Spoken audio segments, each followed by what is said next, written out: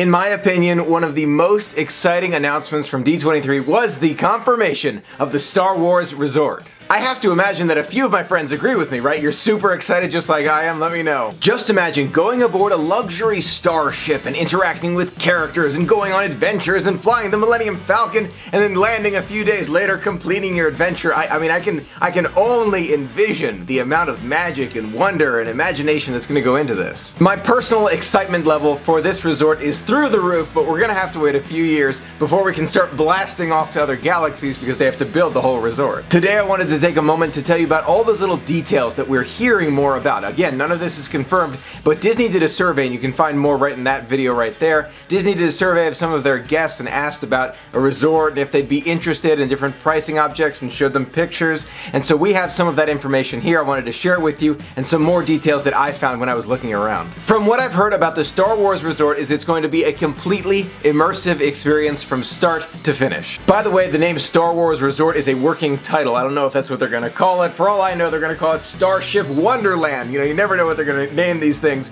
But right now, Star Wars Resort is the working title, but they're only building one Star Wars Resort, so that's the one I'm talking about. During your 2-night, 3-day adventure, and I'm calling it an adventure and not a 2-night, 3-day stay, it'll be a completely immersive experience inside the Star Wars universe. So as you're going from area to area inside this starship, you'll have the opportunity to interact with characters and talk and see live performers inside the resort, whether on stage or kind of standing at the bar. You really don't know where you're going to see them, but you're like tasked on an adventure to do certain things. So the whole thing is just one long story. And this is where it gets really interesting. If you go up to a character or a live performer and let's say you don't want to talk to them, you don't have to. Apparently, it's based on personal preference, and the story changes based on how you interact with it. Just try to imagine it for a second. You and your whole family go to the Star Wars Resort, and at the end of the entire stay, you all come back, you're in the car or in the plane going home together, and you all have a different story to tell, like a different adventure that you went on. Try to envision that. It's going to be amazing. I have to say, that part alone is so incredibly exciting for me. Everybody has their own unique adventure,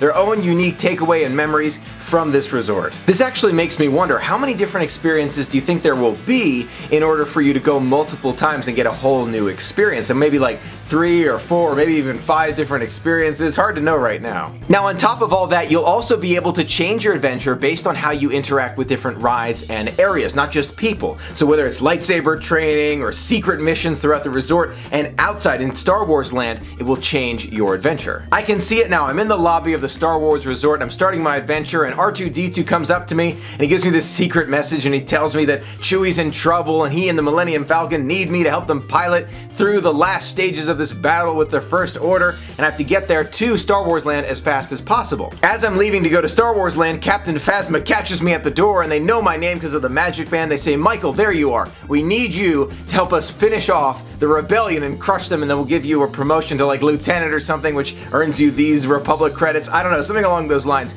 But you can see how immersive it could get. I mean, the possibilities here are so impressive. If you think about it that way, the story is basically limitless. From one decision to maybe 10 different decisions that you have to make that change the story for you, I can only imagine how many different details Disney's going to be putting into this, and I really hope they make lots of different decisions so the story can take all sorts of different paths. You can see why I'm excited about this, right? I mean, this could be a whole new version of a resort at Walt Disney World, and from now on, every resort gets this level of immersion. I mean, I can only imagine what the future is going to hold, but I am beyond excited. Now, from what I've heard, and this really would make sense, the Star Wars Resort is going to be an all-inclusive environment. And from what I've read, and don't forget, all of this is still rumor, none of it has been confirmed, 2 buffet breakfasts, 1 special lunch, and 2 special dining experiences, so we'll have to find out what that means. It would also include the adventure itself, so you don't have to pay separately for that. That's all included in the price, along with the dinner shows and special admission to Star Wars Galaxy's Edge. Just like other resorts at Disney, it's rumored that the Star Wars Starship will have a pool, a water play area, a fitness club, an onboard cantina, which I have to imagine is the resort bar, along with robotic butlers. Yes, you did hear me right, robotic butlers, but that is a rumor, super rumor right there. We don't know. Wait for the confirmations. Don't get too excited now, but I can imagine it. I really can. I think Disney could pull it off. maybe they're gonna do it, we'll see. Now for the moment I know we don't want to talk about, but how much will this interstellar journey cost? It's currently rumored that this 3-day, 2-night, all-inclusive Starship Resort and Adventure will cost $900 to $1,000 per guest. Now I know what you're thinking, Michael, for the same price, I could stay at somewhere like Pop Century for 8 days, not including the theme park tickets or meals, but still. But let's say you were thinking about staying at a deluxe resort like the Grand Floridian or maybe Animal Kingdom Lodge Kidani Village, my personal favorite deluxe resort at the moment. It's about the same price per night, so that's about the same, right? Well, yes, but there's a catch. Now let's say you're staying at Animal Kingdom Lodge Kidani Village in a deluxe studio with the Savannah view, which I personally love, and you're staying there with one person, $600 a night.